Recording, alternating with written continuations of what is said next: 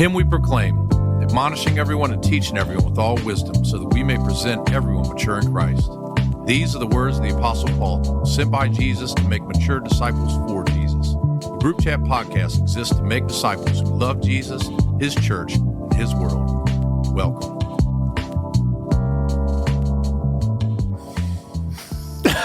Once more into the breach, dear friends. How are we going to open this one up? 4 males talking about male and female? There's a whole. Here's a thought. If you're watching or listening to our last episode, there seemed to be a big gaping hole in our conversation about what humanity is. We didn't talk at all about the fact that we're made in God's image, male and female. Right. It's not a small thing. In fact, it's such a large thing that we figured we needed an entire episode to process this timely truth. And so we're just going to start with the reality of masculinity and femininity. I'm Pastor James here hosting once again, joined by Pastor Bryan Lachlan. Here. I was trying to make eye contact with a different pastor. Me out so good right there. A different pastor than who I'm going to introduce. That's why I look down at the table so you can't see me. I almost Don't make eye contact. But I am here. You are here. Amazing. You're Pastor Doug Ponder, and of course, Pastor Josh Rowland is with us as well. There we go. As we talk about the reality of being made male and female, masculine and feminine, what are masculinity and femininity? You know, how far down do they go in terms of what a human being is? Is it a surface level thing all the way through? Some of that you're putting on as explanatory, so it's good. You're adding, masculinity and femininity to male and female. So even then, we're doing some work off the jump to kind of get us going the right direction. There's so much to say about this. Maybe we should say, just from the outset, 2 things that people need to know before we talk about any of this. This episode will be exhaustive, cover all the bases. No, I wasn't going to say that. Oh, okay. Definitely, it will not be. But it will be exhausting, maybe. No, hopefully. Depending on where you're coming from. Right. 2 things that are good to keep in mind before we have this discussion. Number 1, this is an important topic because the Bible makes a lot of this topic. From the first page. And the end.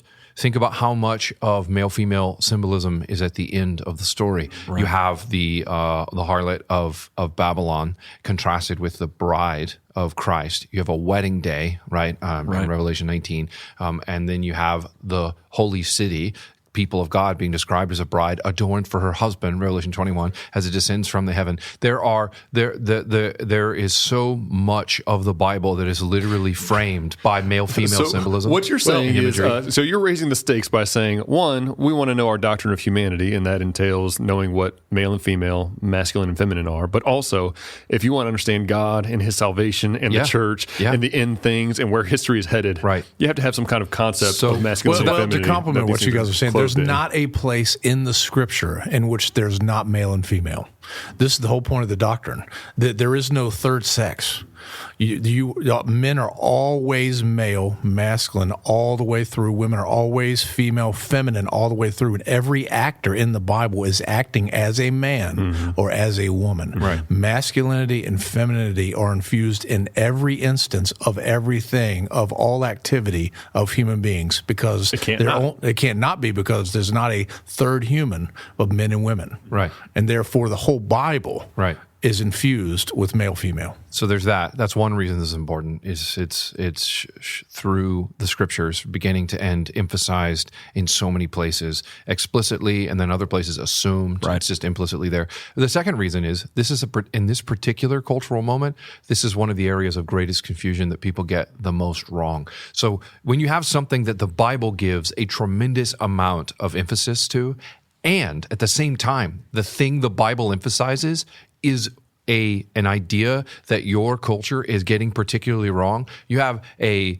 absolute vital need to grasp these concepts in accordance with what the Bible teaches, because if you do not, you're a sitting duck. Right, you're done for, because you're going to be constantly swept up by what Paul calls every wind of false doctrine, blown around like a ship without a rudder on the ocean. Wherever the world wants you to go, that's where you're going to end up going, instead of where the Lord wants you to go. Well, to your point, I mean, it has to. We have to sit on for a minute, because there's almost a fundamental inability in our day and time with understanding what we see that's so pervasive and can't otherwise be in the Scriptures, because our culture is thoroughly as whoever would call it egalitarian, which essentially does not affirm in any real sense, differentiation between the sexes, between men and women. So it's not just that the men and women are equal. Egalitarianism essentially postulates they are the same. Yeah, interchangeable. Interchangeable, exactly. So a man can do anything a woman can do can do anything a man can do. A man can become a woman. Well, yeah, now that's even a further step down the line. Well, this is where we're at. Man can become a woman can become a man, even though there's a lot of waffling around You can choose to be neither. You can choose to be neither, but also the logical conclusion of egalitarianism is transgenderism. Correct. Because if they are interchangeable, then why can't they be? Then why do I even have to choose? Why do I even have to gay choose? marriage also, right? There's a friend of mine, Colin's father, that's has a written an stop along article the way. about how once you believe the sexes are interchangeable in all activities, why not in marriage also? Why does it have to be a man and a woman in marriage? Why can't it be two men? Why can't it be two women? So to the point that how you said, you asked James, how far does the distinction go? Well, it goes all the way down to the bottom. Yeah. Well, the other thing that's worth noting is because we've been in a thoroughly egalitarian culture for many, many decades now, much long, probably. You're talking the last 150 years at a minimum. We've been striving grossly towards this end.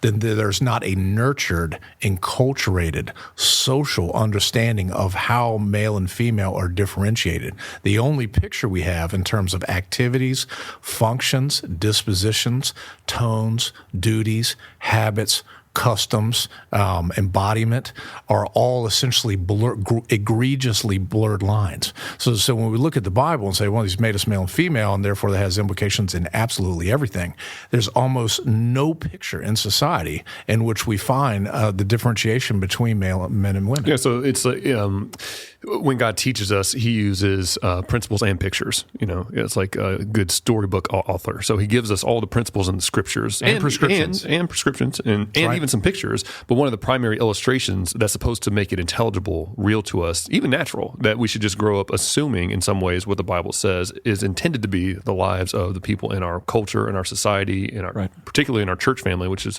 we'll talk more about that. But what you're saying is the picture, the illustration is grossly muddied. Yes, right. Because take the nature nurture piece. Right? This is to your point. Is nature, of course, is substantively he's made us male and female, masculine and feminine. But that is nurtured towards the end that God purposes for men and women, and therefore that, to your point, creates the picture of what it looks like for us to grow up and mature to act like a man, act like a woman, to be a man, to be a woman. It has, and we're lacking that. So when we come to the Bible, there's all sorts of stresses and strains and almost impasses to actually understand what the biblical picture is, much less to see it as good and wonderful. And then the questions of how to do it. We're really starting from scratch in a lot of ways, especially in the church. Hey guys, Pastor James here. Group Chat Podcast is a ministry of Remnant Church in Richmond, Virginia.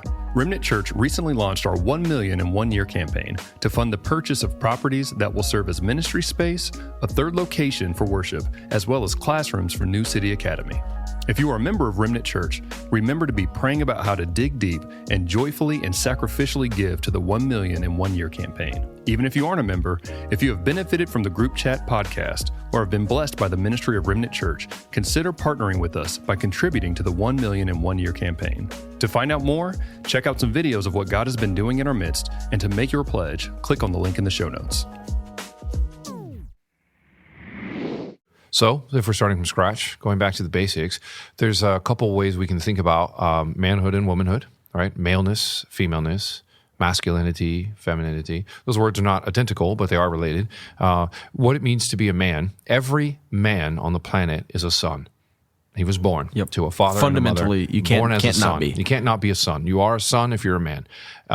You have the potential to become a brother if your family is blessed with siblings, and the potential to become a father one day, just as your father went through the stages of he was born as a son, grew up, took a wife, had children, becomes a father. Okay, same for women in this way. They're born as a daughter. They have the potential to become a sister and the potential to become a mother. And when we're talking about these potentials, we're not saying, we're saying that God has built into manhood and womanhood certain possibilities that emerge from how he made them. A man can never become a mother. He'll never give birth to a child. He can never become a mother. He wasn't given the equipment to do this. But But that's just this is what we would call the primary level. Well, also to your point, just to pause there for a moment, even if he somehow is able to Frankensteinian his body and that he's able to carry some type of pseudo womb, because God has made us male and female all the way down to DNA level, that only men and every cell of their being have XY chromosomes, and women with double X chromosomes. It does not matter if you add fleshly appendages that make you seem that you can function like a woman. You're not. Sure. You are a man, and therefore there is no such thing as chest feeding for men, or some type of pseudo womb in which you can somehow produce a child, even though it hasn't happened yet. Even if technology does advance to the case, that's the case, that is still a wrong. You're still not a woman. It would still be, like, you use the phrase, this sounds silly, but again, people are headed in that direction and attempting to use the phrase pseudo womb. That's a great way of saying it. This would be the same thing as if a child was born into, some kind of machine that could then nurture them, and then you attach that machine to your stomach. Yeah. It doesn't actually make you a woman. No. You know what I mean? That's, of course not. Yep.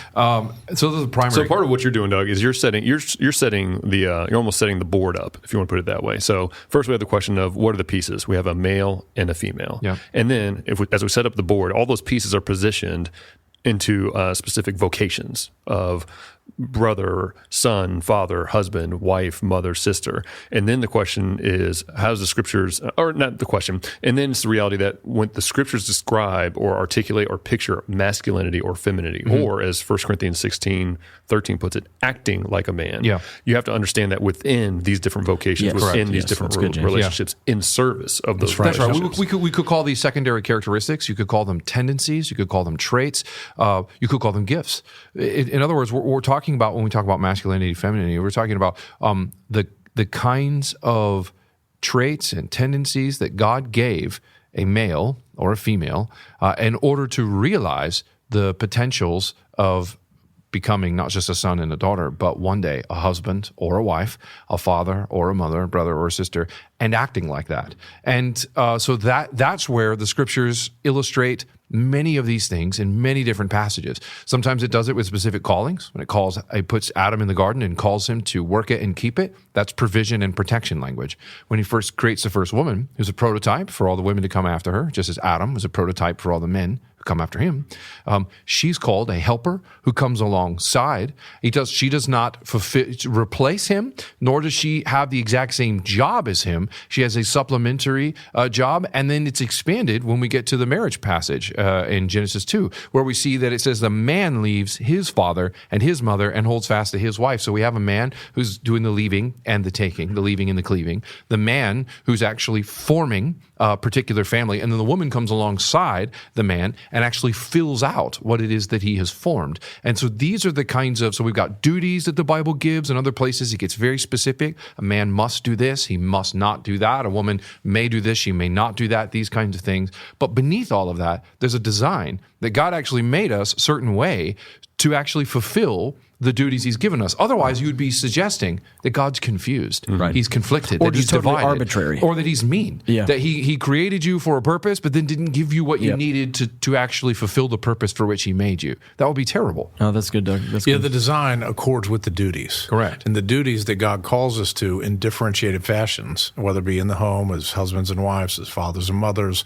in the church in terms of pastoral leadership and in the various roles. Brothers and sisters, how we actually serve one another is in accordance with the design. And therefore, God has created us in such a way that maleness and that femaleness is necessarily suited and fitted to perform those duties as only a man or a woman can actually fulfill those duties because of how he's designed them uniquely for those particular duties and roles and dispositions. Just to give a quick illustration, 1 Timothy 5 is mentioning these older women, mostly widows, who are serving in the church, and the church is utterly blessed because of their service. The church would fall apart if not for the kind of godly female ministry that they were doing. But if you go and you read off the list of why they're being commended, it's not a list of they're doing a great job of refuting false doctrine. They're doing a great job teaching books of the Bible. They're doing a great job. It's none of that. It's talking about things like hospitality. It's talking about mercy ministries. It's talking about caring and nurturing. And if you think about the differences between a father and a mother, in God's design, you realize that's already built in from the beginning. It does take a man and a woman to make a child, but when they make that child, only one person's body undergoes changes in order for that child to eventually be born. My wife and I have 4 children, and my body didn't change after those except through sympathy waves. Mom immediately becomes the whole hospitality committee. She's the hospitality committee in her body. Yep. Her body was designed to bear life, to nurture life, to support life, and to care for that life after it is birthed, right? And so what you see is important as well. I mean, not to overlook that. It's not just to bring about the new life through birth, but it's also in supportive structures, even feeding, nurturing, caring after life has happened. So it's not just all of a sudden we just go back to having interchangeable roles. No. The woman just had a baby, and then all of a sudden we just kind of mix those up together. Doug, so especially ladies might be hearing that and think, so in order to be a woman who's honoring Christ, I have to be a wife and a mother, and that's not the case. What you said was that every woman is fundamentally a daughter, just like every man is fundamentally a son, and they have the potentiality towards motherhood, the potentiality and tendencies and traits that serve those potentialities, which means even if you never become a physical mother, right? Either maybe because of infertility or maybe because you're called to singleness or something like that, called to celibacy. There's no such thing as called to singleness, celibacy, right? That's what I meant to say. But the point is, even in that situation, you're still a woman. You still have certain tendencies and traits, and those line up with certain ways that God made you. So when you read the list of 1 Timothy 5, you're like, hey, I may not be caring and nurturing a physical child that I have given birth to, but I can take on the caring, nurturing kind of work that we see these godly women feminine way of inhabiting the world. Yeah. This is why Paul can say in 1 Thessalonians 2, he says, this passage is so neat to me because he's talking about he and Silas actually going to Thessalonica, but he says in verse 7, we could have been a burden as Christ's apostles. Instead, we were gentle among you as a nursing mother with her children. Right. So, but that doesn't make any sense. Or later he goes, let me compare. In verse 11, he says, or, as you know, like a father with his own children, we encouraged and comforted and admonished and implored.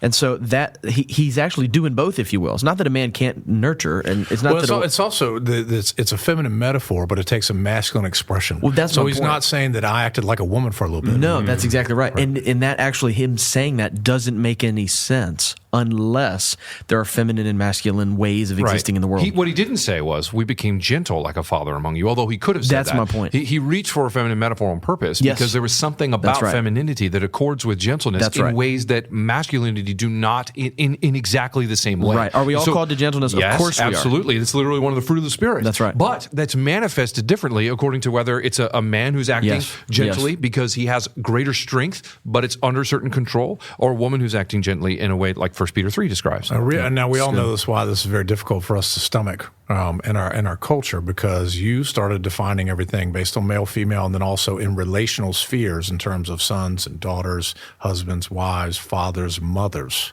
Our fundamental way in which the world around us tells us that we understand ourselves is raw individuals. That's good. Raw individuals without any relational obligations. Just me and who I want to be. It's just me as a gender fluid humanoid that can function in any relational capacity, fulfill any duties I want to, and pursue anything I want to in any way. So when we hear the biblical picture presented, it's very much a front to how our starting point in society that struggles. That's why we do these qualifications. Of course, we're not saying if you're a woman and you're not a mother that you don't have value, you don't have great worth. But what is normative in the Scripture and has been normative throughout history is that we pursue marriage as husbands and wives, and that children are the fruit of that marriage, and therefore mothers are the ones who primarily care and nurture and those children, and that makes sense physiologically and in terms of their duties within the home. So a homeward orientation, as Paul admonishes Timothy, is actually what you'd expect, because God's made women to fulfill certain duties. I had a professor in seminary who he and his wife were unable to have children biologically, And what he started doing, there's lots of different things a person could do in response to that. Adoption is one of them that's glorious and points us to Christ, and we praise God for that. But what he did instead was he started meeting with young men like 4 days a week at like 5:30 in the morning and discipling them. And so he has the hundreds of men that look to him as their spiritual father. And so, but the point is, he still, like Paul said in 1 Thessalonians 2:11, he still came to them like a father. He still inhabited the world in a masculine, fatherly way as he gathered up these young men and taught them how to live their lives and follow so Christ. there's also the significance of the work matters a bunch. So we have take women that my wife's been a homemaker the entirety of our marriage since we had our first child, Sophia. And women always feel like they need to be apologetic because they're not really doing anything significant. So instead of realizing, have you ever tried it though? You are entrusted with the full souls. shaping of eternal souls and the future of all society. And somehow that's not as significant as being a paralegal and pushing secretarial work and moving papers around. Society says that's more significant, where that's a menial task that most humans, men and women, can fulfill those things, and we attribute the greatest significance to those types of vocational pursuits. Meanwhile, the actual significant work that shapes souls and societies in more significant fashions, according to Scriptures, is what we actually should be, seeing as having the greatest impact and value and worth in life. Right. Imagine somebody saying, "I'm just finding it really hard to give up my career as a social media director to become a wife and a mother. Just don't know if I want to do that." That's correct. And that's like saying, I'd rather make memes all day than make people. That's right.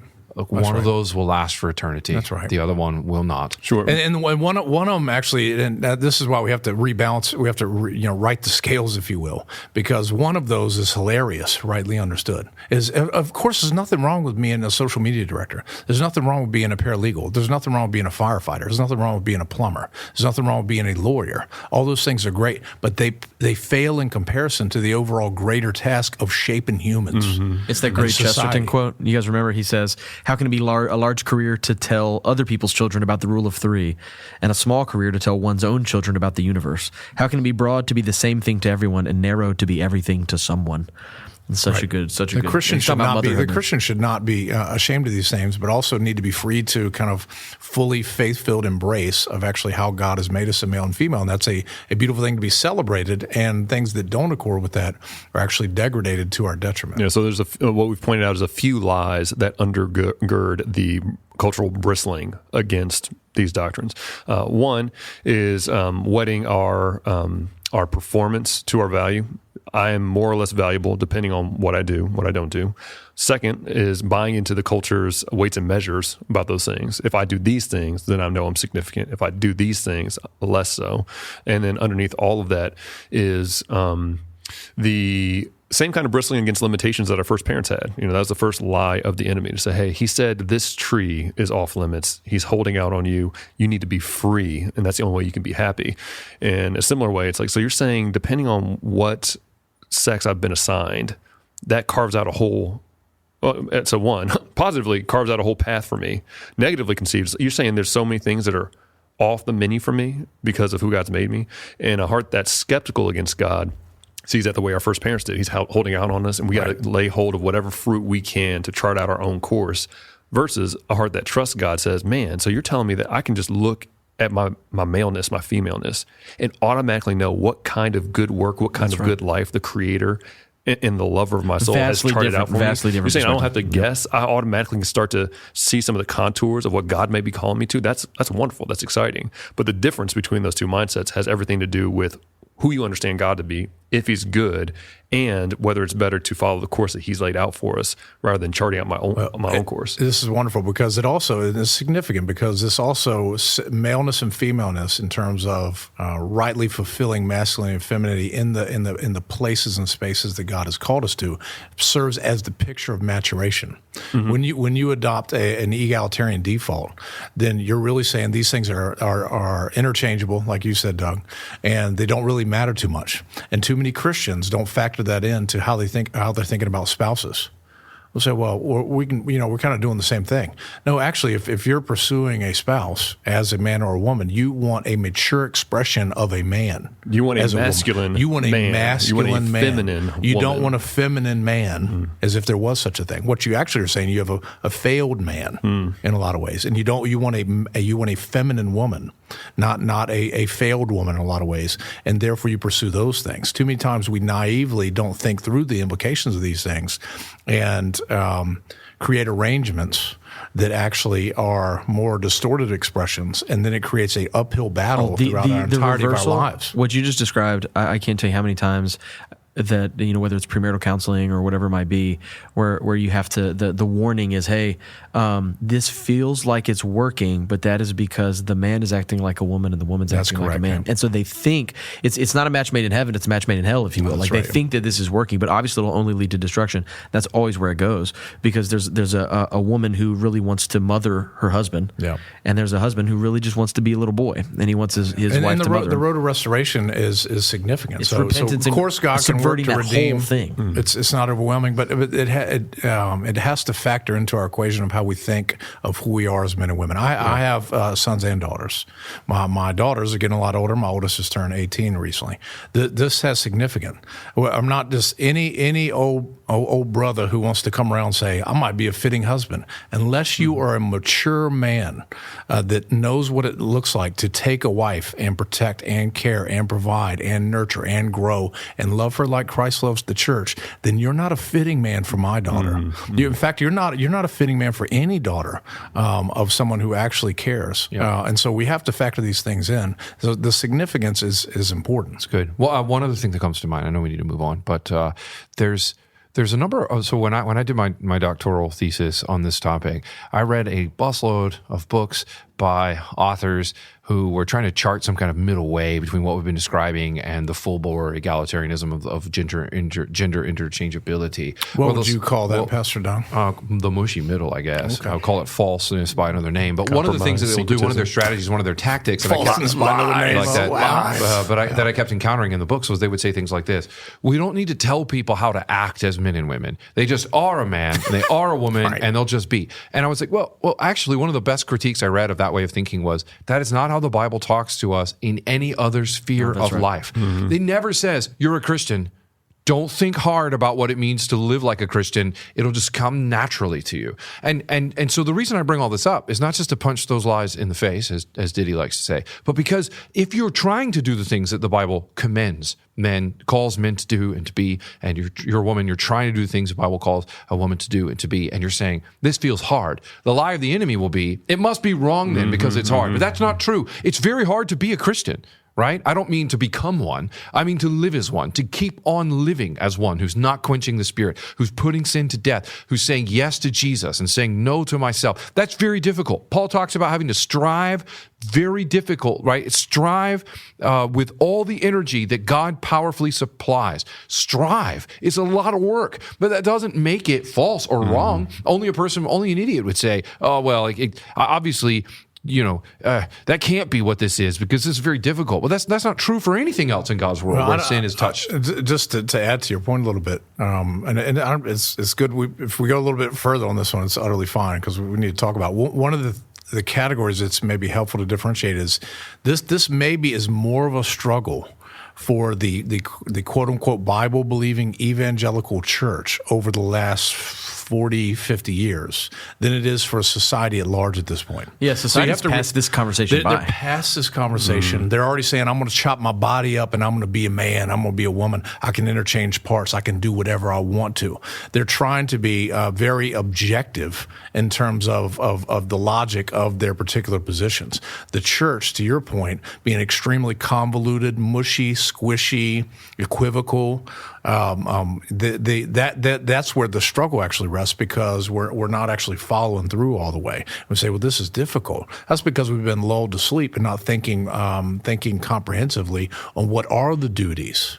It's only a very sentimental way that says God's made us male and female, but that's it. We shouldn't talk about anything else. Only in a church overrun with a sentimental understanding of how we approach doctrine, much less anthropology, much less what it means to be male and female, that we actually struggle with. The world says is there is no God. It's interchangeable, and we're all the same, and none of it matters. The church has a sentimental view, not a biblical view, and therefore it struggles in ways that it actually shouldn't struggle with. So we need to set aside sentimentality, embrace God's beautiful, wonderful, good, glorious design for men and women, masculinity and femininity, and watch where thriving happens. Watch where grace happens. Watch where blessings flow. Right. It actually flows in accordance with how God's made us. If you want a little test to see whether or not you're somebody in the mushy middle who's got 1 foot on the solid rock of Christ and 1 foot on the sinking sand of worldliness, just go read 1 Corinthians 11. When you get to the verse that says, man was not made for woman, but woman was made for man, what do?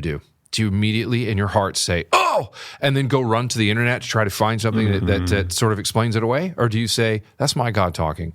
He's not mean and he's not dumb, which means when he says these things and he made this world this way, he actually had blessing in mind. And the only way I'm going to see any of that blessing in my life is if I believe that the God who is good, who loved me enough to die on the cross for me, also made us a certain way for the benefit of each other. And I take hold of that with the arms of faith and I live it. That's the only way you'll ever see any of the goodness of God's design. Otherwise, you're going to be living the rest of your life with 1 foot in the sand and 1 foot on the rock, and maybe you're going to get to heaven, but you're going to have a hell of a time before you get between there and the there. church doesn't need to be ashamed of what God's word says about male and female. They should rightly understand who our God is, how much he loves us, how good he is, and just openly embrace every facet of it. And we should be gender maxing, if you will. Maxing, yes. Well, Jay said too far, but that's exactly right. That's exactly right. It's just an unembarrassed faith. A maximal understanding unembarrassed faith. Yep. Unashamed. I know what God says. I actually think it's glorious. I think he knows more than I do, and I think he actually loves me more than I love myself. And you might be thinking, I don't like the tone behind this conversation. This is because it's 4 males talking about what it means to be male and female, and we're acting like men in accordance with how God has spoken.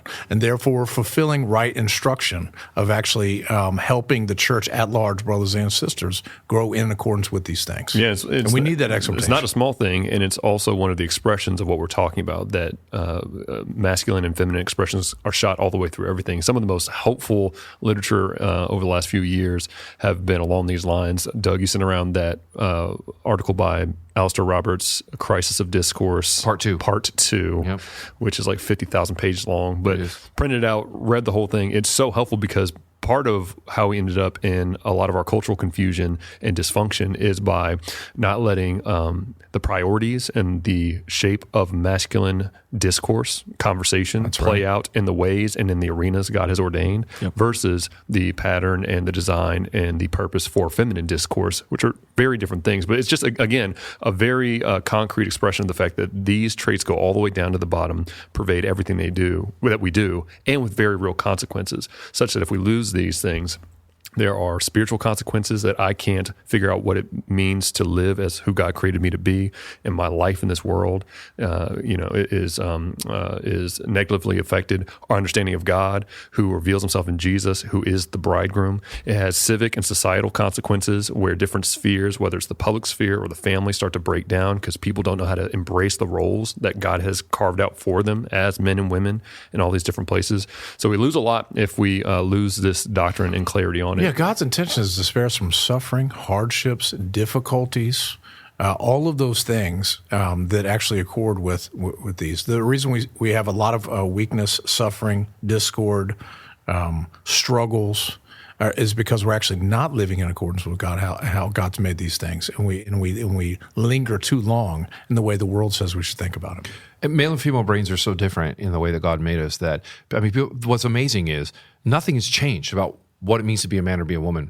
But science is actually beginning to discover that we're even more different than we used to realize. Yep. We used to see some obvious differences. We're both out in the field. I can lift a bigger rock than you can because you're my wife, and you weren't built with broad shoulders like I was. You have broad hips. I don't. Like, we could see that. But now we're like prying into the mysteries of God, and we're like, oh my gosh, did you know that male and female brains differ in the thickness of the cortex ratios of gray and white matter? Did you know that the hemispheres are connected differently? Did you know that the parts of the brain that mediate things like cognition, emotions, aggression, and nurturing behavior differ in size and function between men and women? Did you know? And like, well, I didn't know, but God knew, which is why he made it this way. And then what happens when you have people who say, well, we're going to do whatever we want?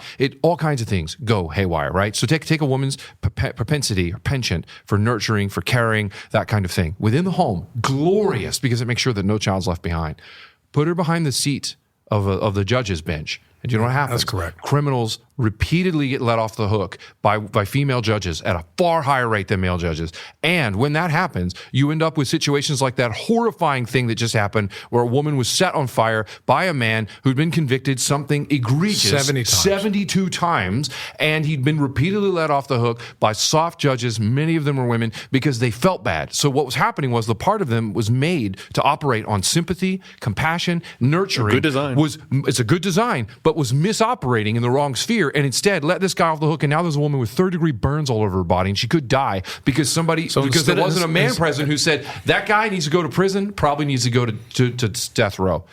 Absolutely. So any masculine protection for that woman that was set on fire is eviscerated because the roles were confused. Yes. And this is just one job. We don't have enough time. We could do this with a bajillion things and just show how God's good design, when placed in the wrong places, it's like fire taken out of the fireplace, and it starts to burn everything down instead of being a source of light and warmth and joy for all those that he intended to benefit from it. So big conversation with a ton of implications. So no surprise, it's going to be a longer conversation. But as we try to land the plane, a couple of things. One, is there anything else that we want to say in terms of the characteristics? One of the things that our church will have read in their reading leading up to this week is all the differences that there are between men and women in appearance, in their bodies, and their distinct glories, demeanor, posture.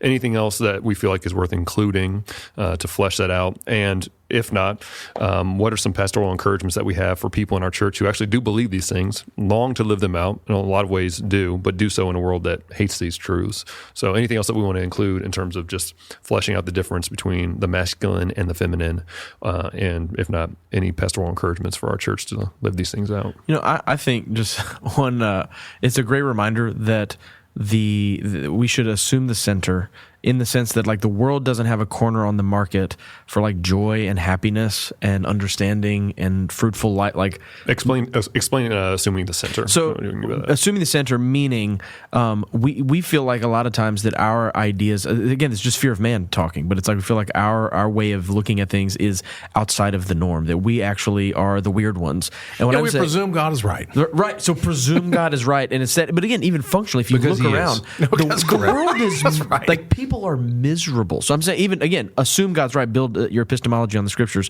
But also, if you just look around for a second, just existentially, look around, people are miserable. This ain't working. It ain't working. Right. And so it's like, it's okay to be like, oh no, well, hey, actually just assuming you know what you're talking about. The person's like, that's nuts. Like, oh no, I know. I mean, I know what you think. Don't worry though. You'll get it over here at some point. Like, come on, just trust me. Let's talk about this. Let's keep going. You don't have to be afraid, because not only is it what the Bible says, and we believe that that's true, but also everybody else is actually floundering. The world is miserable, and so it's good to just assume the center, act like God is right, and embrace it with great joy.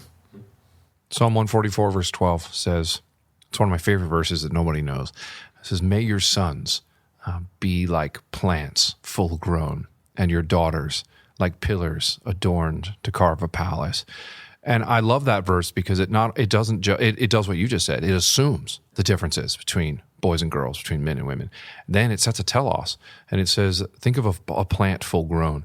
It's big.